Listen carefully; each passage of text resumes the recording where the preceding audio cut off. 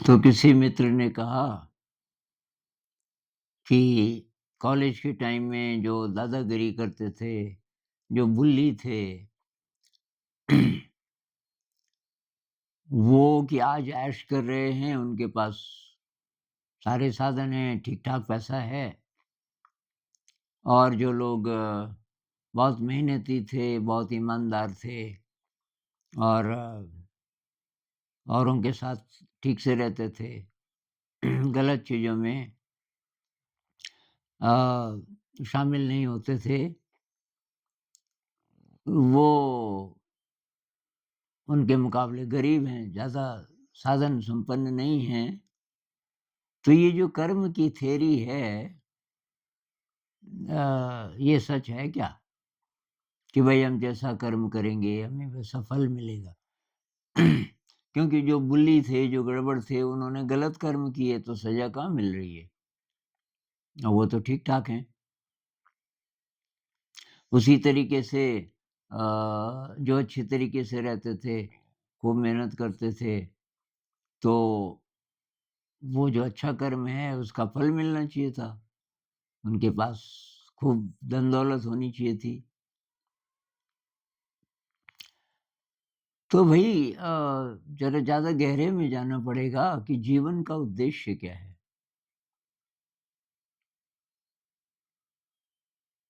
तो इंसान की ज़िंदगी ज़्यादातर कैटरपिलर की तरह होती है।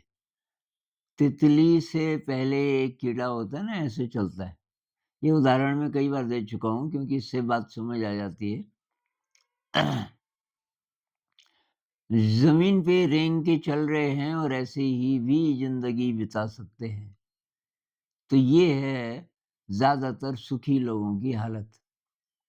सुखी हैं, कुछ करना नहीं पड़ रहा है ज़्यादा और बस जी रहे हैं, इवॉल्व नहीं हो रहे हैं।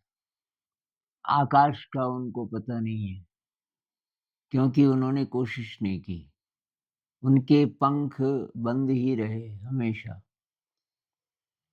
अब ये बात जिनको समझ आ गई तो उनकी तो यात्रा शुरू हो जाती है। जिनको नहीं समझ आई तो वो कहते हैं नहीं जी ये तो मन को समझाने के लिए आप बोल रहे हो। लेकिन ऐसा नहीं है भई। भई लोगों ने धन-दौलत छोड़ी क्यों? ये सवाल आना चाहिए। अगर धन-दौलत में जीना यही उद्देश्य होता, इसी से खुशी मिल जाती, तो भई बुद्ध घर छोड़ के क्यों गए? और बुद्ध अकेले नहीं, करोड़ों, करोड़ों, करोड़ों लोग जो घर छोड़ के नहीं भी गए, लेकिन उन्होंने सादगी को चुना। सिंपल रहते हुए, ये ज़्यादा सुख साधन नहीं, क्योंकि ये तो सुला देता है ना। तो आप जो बोल रहे हो कि वो आगे निकल गए, वो ज़्यादा पैसे कमा रहे हैं, तो इसका मतलब आपको असली बात का पता नहीं चला। नहीं तो आप इसको समृद्धि नहीं बोलते। समृद्धि ये नहीं है कि पैसा ज़्यादा है और साधन ज़्यादा है। ये नहीं है समृद्धि। ये तो बार-बार की चीज़ें हैं। समृद्धि है कि आपका ब्रेन कैसा है, ऑर्डर्ड है कि नहीं।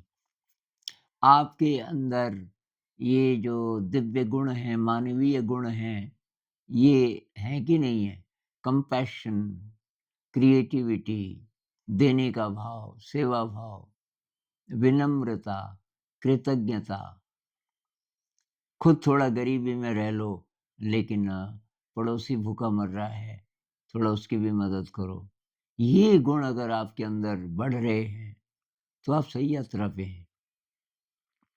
अगर आपको रस आना शुरू हुआ मेडिटेशन में और ये क्रिएटिविटी में, ग्रैटिट्यूड के अभ्यास में, कंपैशन में, दूसरों की सेवा करने में, इसमें ज़्यादा मज़ा आने लगा। तो बात ये है कि हमें खुशी चाहिए ज़िंदगी में। अब खुशी की एक परिभाषा तो प्लेज़र वाली है। ये है ना, ये चारवाक फ़िलॉसफ़ी, किसी ने ये भी पूछा था कि चारवाक और ये हेडोनिज़्म आया वेस्ट से, पर दोनों की फ़िलॉसफ़ी मोटी-मोटी एक ही है कि खाओ, पियो और ऐश करो। ऋणं कृत्वा घृतं पिबेत। चाहे कर्ज़ा लेना पड़े लेकिन घी खाओ। तो और कोई पाप पुण्य नहीं है, कोई स्वर्ग नहीं है, इत्यादि, इत्यादि। तो ये फ़िलॉसफ़ी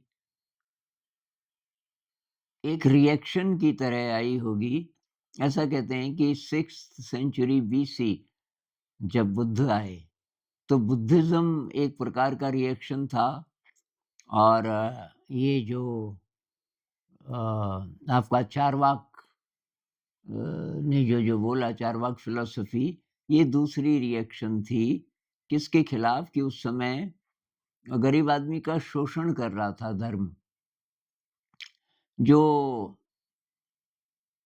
ये जो वैदिक जितने यज्ञ वगैरह-वगैरह, इसमें बहुत पैसा खर्च होता था और लोगों के मन में ये बात आ गई थी कि ये यज्ञ नहीं करेंगे तो मुक्ति नहीं मिलेगी वगैरह-वगैरह।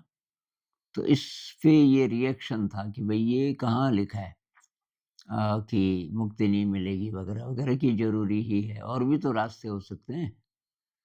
तो बुद्ध ने तो वो कोई चीज़ ही नहीं ली जिस पर आधारित ये सारी चीज़ें थी।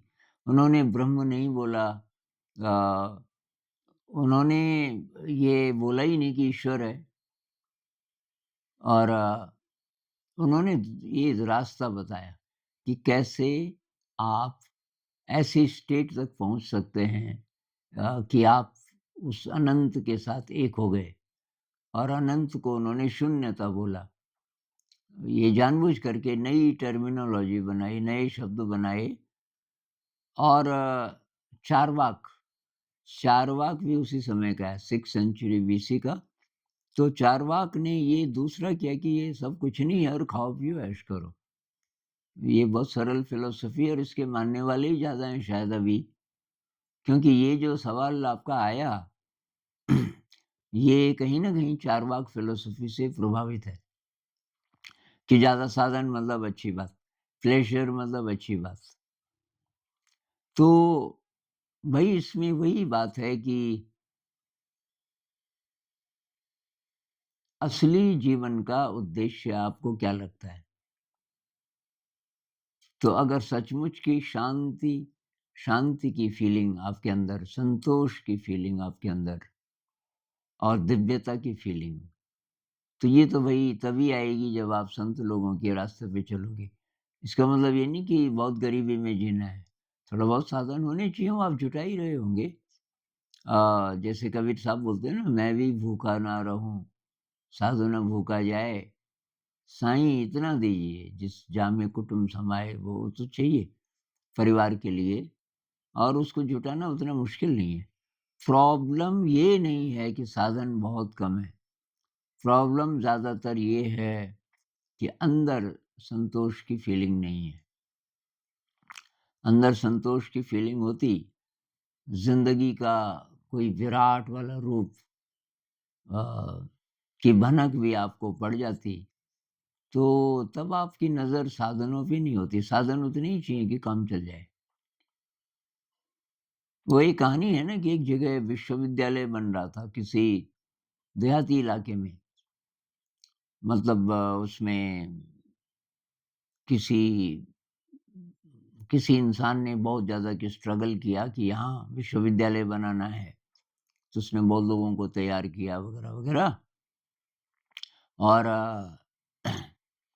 विश्वविद्यालय बनना शुरू हो गया। शुरू हो गया तो एक विद्वान था दूसरे देश का, बहुत प्रभावित हुआ कि रूरल इलाके में विश्वविद्यालय खुल रहा है तो बहुत बड़ी बात है। तो वो वहाँ गया और ऐसे टाइम पे गया कि वो लंच ब्रेक होता है बीच में, गर्मियों का टाइम था।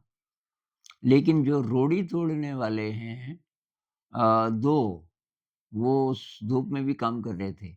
उन्होंने छतरी लगाई हुई थी किसी चीज़ से बाँध के ताकि छाया रहे और दोनों एक जैसे थे। एक जैसे मतलब उनके पास बराबर रिसोर्सेज़ थे। रिसोर्सेज़ क्या दोनों ने शर्ट उतारी हुई थी, गर्मी बहुत थी और रोड़ी तोड़ रहे थे। तो और थोड़ा डिस्टेंस रहा होगा 10-15 फीट का। तो पहले वाले के पास गए। ऐसे ही बातचीत शुरू करने के लिए उस विद्वान ने बोला, "और भाई साहब क्या कर रहे हो?" उसने कहा, "अरे यार भाई साहब आप देख नहीं रहे? किस्मत खराब है, ये मेरे हाथ देखो, हाथ पे छाले पड़े हुए हैं रोड़ी तोड़-तोड़ के। अब बाल-बच्चे हैं, देखभाल तो करनी है।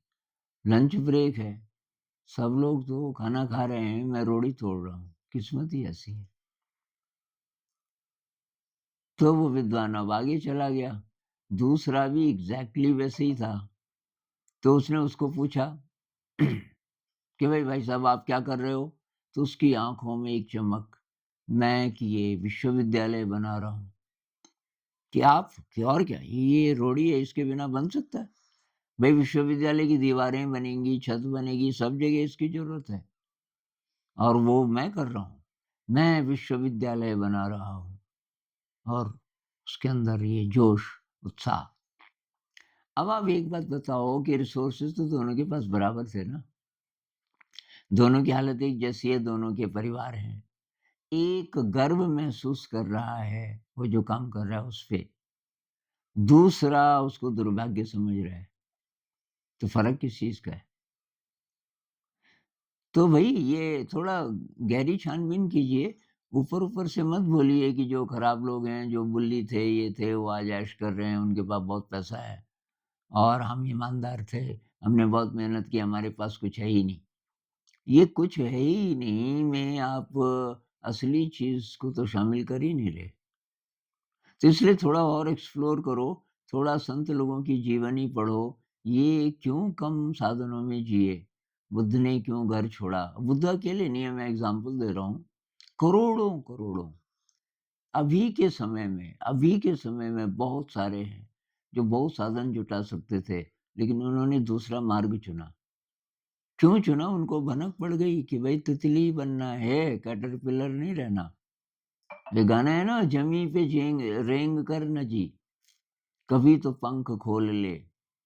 ये 2 पलों की ज़िंदगी न जाने किस घड़ी ढले। ज़िंदगी बहुत छोटी है, इसमें तुम चाहो तो अपने पंख ढूँढ सकते हो और आकाश में उड़ सकते हो। जो संतोष का अनुभव है, ब्लिस का अनुभव है, क्रिएटिविटी है, जो दिव्य गुण है, दूसरों के लिए कुछ करना।